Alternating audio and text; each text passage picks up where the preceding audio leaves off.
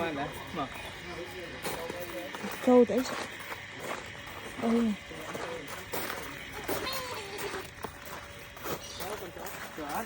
đó cái chẹt này thế nào đó phải đào pin plei rằng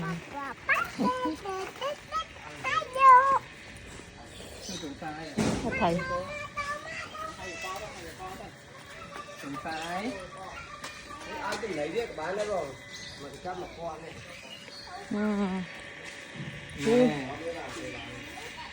cảm ơn mẹ hôm nay chết biết vì lật một con lỡ ấy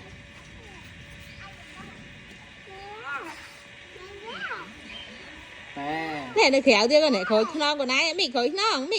à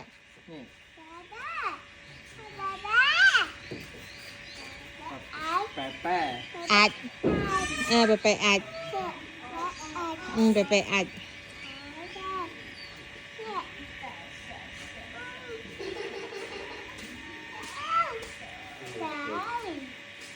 sai đừng sai